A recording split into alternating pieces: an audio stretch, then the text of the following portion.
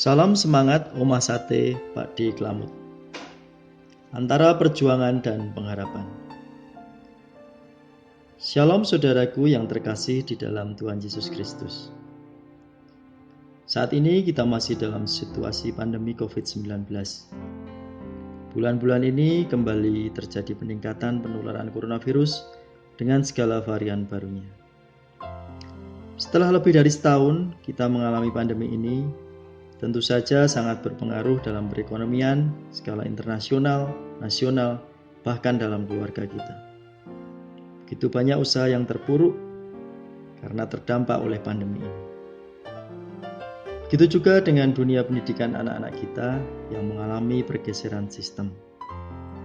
Yang semula kita terbiasa dengan tatap muka, sekarang ini sebagian besar masih menggunakan sistem daring untuk menekan laju penularan COVID-19. Tentu saja adaptasi bagi orang tua dan anak-anak kita. Adaptasi pengelolaan waktu, penyediaan peralatan seperti laptop dan gadget, jaringan internet, dan tentu saja semua itu membutuhkan pembiayaan. Diperlukan biaya yang tidak sedikit untuk pendidikan saat ini. Walaupun pemerintah sudah memberikan berbagai macam subsidi seperti sekolah gratis SPP untuk sekolah negeri dan bantuan paket kuota internet, tetapi di luar itu tentu saja masih banyak biaya yang harus kita persiapkan seperti untuk pembelian seragam, buku-buku, perlengkapan sekolah, uang saku, bekal, kendaraan, dan lain sebagainya. Pada era ini, pendidikan sangat penting dalam menghadapi tuntutan perkembangan zaman. Tanpa pendidikan yang baik, negara kita akan tertinggal jauh dalam segala hal dengan negara yang lain. Mau tidak mau, suka tidak suka, kita harus membekali anak-anak kita dengan pendidikan yang terbaik.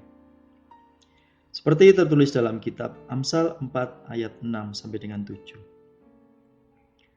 Jangan meninggalkan kebijaksanaan, dan dia akan melindungi Anda. Mencintainya, dan dia akan menjagamu.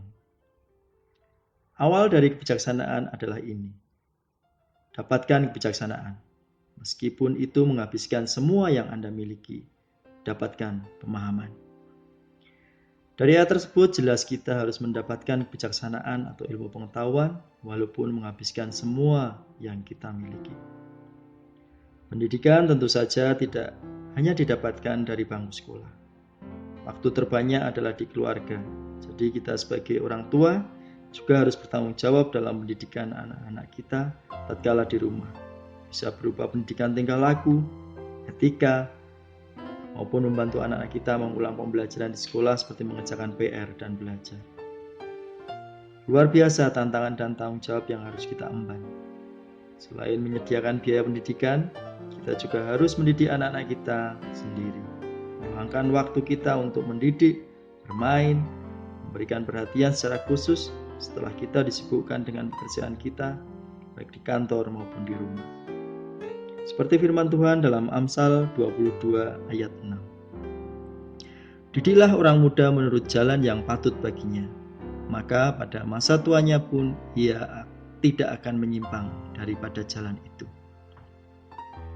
Kita sebagai orang tua harus mempunyai perencanaan yang matang dalam pendidikan anak kita, seperti tertulis dalam Lukas 14 ayat 28 sampai dengan 30.